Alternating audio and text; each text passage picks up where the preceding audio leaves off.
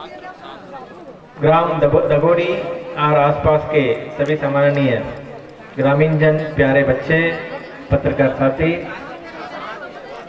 जैसे कहा गया है कि संडे के दिन जो है सब अपने घर में रहना चाहते हैं, लेकिन मैं देख रहा हूँ कि पूरा दगोरी गांव तो यहाँ आया हुआ है। जब आप आ सकते हैं, आपके बीच में आने में हमें कोई प्रॉब्लम नहीं है। आज सरस्वती साइकिल योजना के तहत जो साइकिल बचे हुए हैं उसके वितरण के साथ यहाँ पर एक स्मार्ट क्लासरूम का भी शुरुआत हो रहा है। सबसे अच्छी बात यही होगी, डिजिटल इंडिया के तौर पे जब भारत सरकार ने, छत्तीसगढ़ शासन ने इस व्यवस्था को शुरू किया है, शुरू में ही आपके गांव में, आपके स्कूल में इसका शुरुआत हो रहा है। निश्चित ही रूप से इसके लिए छत्तीसगढ़ सरकार को और धर्मलाल कौशिक जी को, आप सबको धन्यवाद देना चाहिए, क्योंकि ये सभी जगह व्यवस्था भी शुरू नहीं हुआ है, पहले यहाँ पर हो रहा है।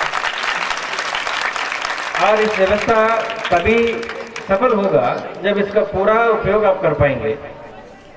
डिजिटल क्लासरूम में क्या होता है, बाकियों से अलग क्या होता है, आपका अगर वो विषय विशेषज्ञ कोई शिक्षक नहीं भी होते हैं तो उसका मटेरियल्स हम आपको उपलब्ध करा सकते हैं, उसके माध्यम से आप सीख सकते हैं।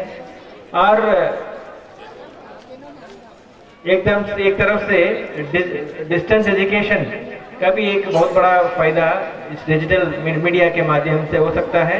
तीसरा और सबसे इम्पोर्टेंट जो फायदा वो भी होगा, जो कुछ कॉन्सेप्ट ऐसे होते हैं जो बच्चों के शुरुआती पढ़ाई के समय में समझने में ज़्यादा कठिन होता है, वो गणित हो या विज्ञान हो, उन चीज़ों का 3D मॉडल्स के माध्यम से बहुत बढ़िया से सिखाने के एक माध्यम के तौर पे डिजिटल क्लासेस को उपयोग कर सकते हैं। तो ये तीनों फायदा आपके दगोरी का जितने बच्चे यहाँ पर आते हैं सबको ये मिल सकता है।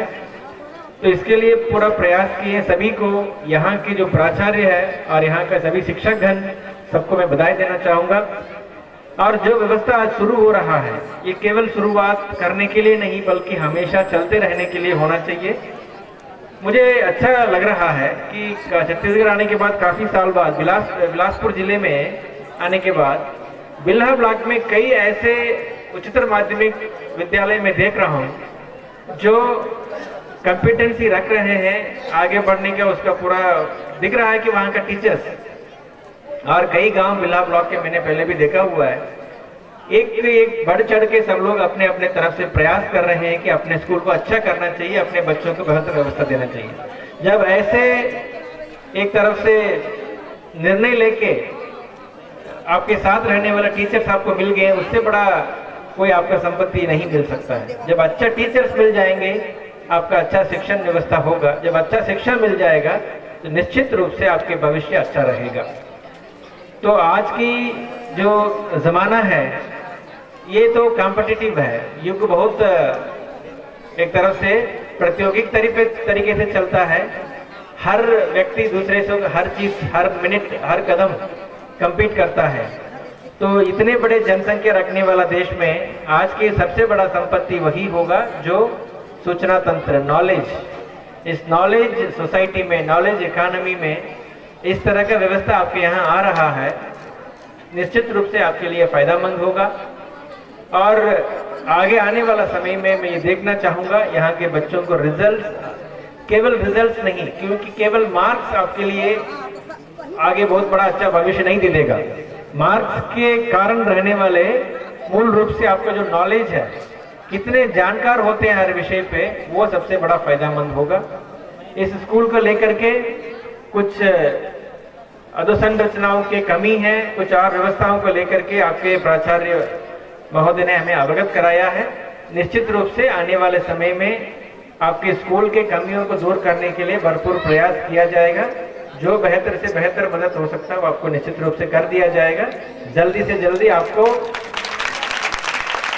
पीने के पानी को लेकर के, और कुछ कमरे आपका पहले आधा बना हुआ है जो पूरा नहीं हुआ है, उसको लेकर के जो बात आई है उसको पूर्ण करने का पूरा व्यवस्था जल्दी से जल्दी किया जाएगा। मेरा उम्मीद है इस तरह का एक भावना को आपको समझना है, और शिक्षा नहीं है तो भविष्य नहीं है, इस चीज को समझना है। मेरे सामने ज्यादातर बालिकाएं बैठे हैं, तो बालिकाओं को लेकर के अभी समाज में एक बहुत बड़ा परिवर्तन आ रहा है। जैसे अभी सरकारी जितने सरकार अपने तरफ से करना है, पंचायत राज व्यवस्था शुरू होकर के करीब 25 साल करीब होने जा रहा है। इस 25 साल का जो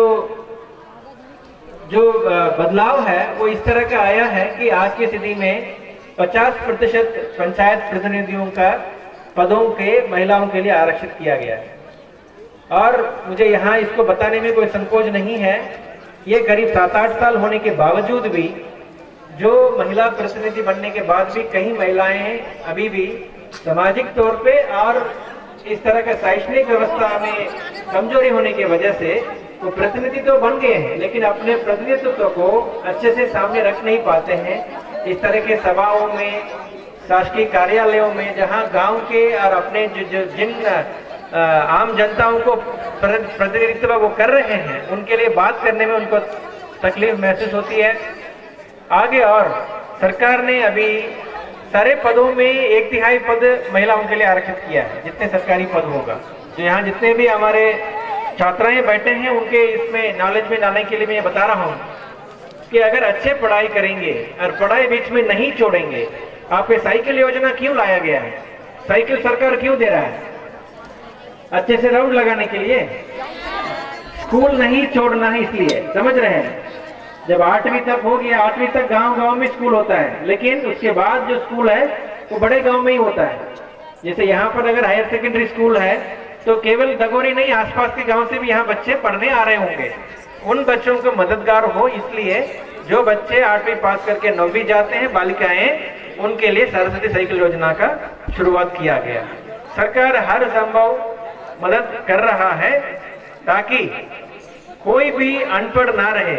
मुख्य रूप से बालिकाएं, सारे छात्राओं को कम से कम 12वीं तक तो पढ़ना ही है, लेकिन मैं तो कहूंगा उसके बाद ही पढ़ाई नहीं छोड़ना है। आज की स्थिति में कॉलेज का पढ़ाई भी पूरा मुफ्त कर दिया गया है। अच्छे से पढ़ाई करेंगे आप इंजीनियर भी बन सकते हैं, डॉक्टर भी बन सकते हैं, लेकिन कोई ना कोई एक यूनिवर्सिटी एजुकेशन आपको प्राप्त करना होगा नॉलेज इकोनॉमी में, तभी आप उस पानी के इसमें तैर पाएंगे, ऊपर रह पाएंगे। इस चीज को केवल बच्चों के लिए नहीं, पालकों के लिए भी मैं कहना चाहता हूँ। मेरा उम्मीद है कि पढ़ाई का स्तर और अच्छे से अच्छे यहाँ पर होगा। बहुत बहुत धन्यवाद।